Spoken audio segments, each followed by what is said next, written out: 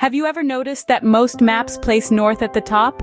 Or perhaps you've pondered why the mighty Nile River, unlike many others, flows north? These intriguing questions invite us to delve into the fascinating realms of geography and history. The orientation of maps as we know them today is not by chance but a result of historical and cultural factors. Initially, map orientation varied greatly, influenced by the perspective and interests of the mapmakers and their intended audience. Some medieval European maps, for instance, placed east at the top, pointing towards Jerusalem and the Holy Land. Meanwhile, Arab mapmakers, possibly influenced by Chinese cartographers, often placed south on top.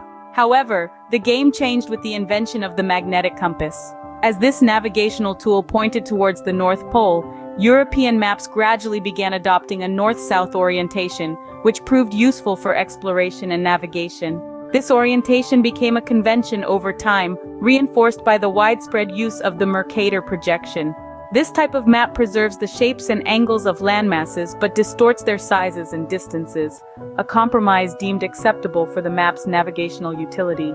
Despite this convention, the orientation of maps is not an absolute truth but a matter of choice. Some mapmakers have challenged the traditional north-south orientation, creating upside-down maps to counter the Eurocentric bias of traditional maps and highlight the Southern Hemisphere's significance. Now let's turn to the Nile, the world's longest river, renowned for its northward flow. The simple explanation for this anomaly lies in the force of gravity. The Nile begins its journey in the highlands of East Africa, where rivers flow into Lake Victoria, situated over 3,700 feet above sea level. From here, the Nile embarks on a journey through varied terrains, mountains, plateaus, valleys, deserts, all the while descending in elevation until it reaches the Mediterranean Sea at sea level. The direction of the Nile is not determined by the compass, but by the topography of the land. Thus, for the Nile, north is downhill, and so it flows from south to north through 11 African nations. In summary, map orientation and the direction of the Nile River are both consequences of historical, cultural, and geographical factors.